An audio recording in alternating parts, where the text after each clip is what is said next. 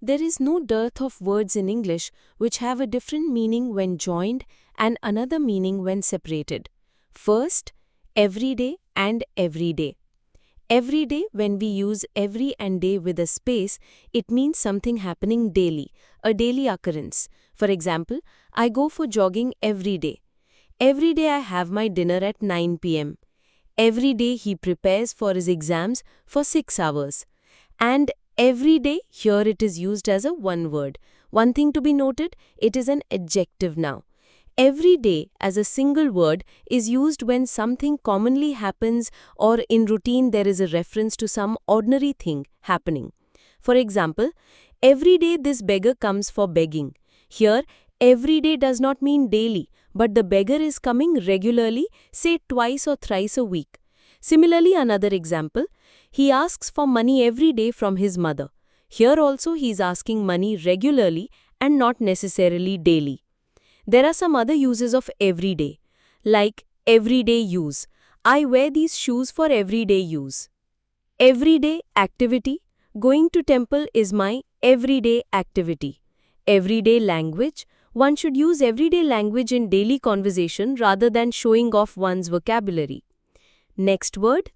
Next in line is sometimes, sometime, sometime. Sometimes means off and on. Sometimes I go to meet my grandmother who lives in Jaisalmer. I sometimes go out to eat at Pizza Hut.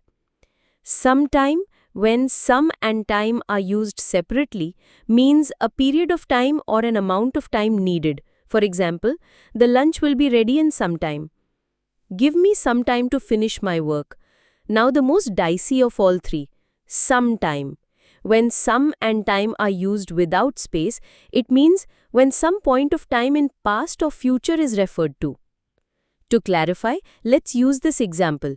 Sometime in early 1990s, Soviet Union was disintegrated. Or another example, sometime in February I started preparing for my bank exams. If we use sometime referring future, we can say, sometime in 2026 I will plan to go to USA. Or sometime after his retirement, he will take all his deposits out. Now let's see other word. Father and further. Father is used for physical distance. As we say for distance far, farther, farthest, father means ahead of some landmark. For example, he stays 15 miles from my house, but his brother lives even farther.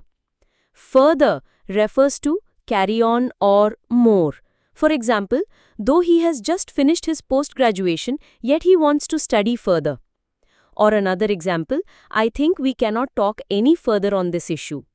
So friends, these words, though look simple, but confuse when we see them one after the another.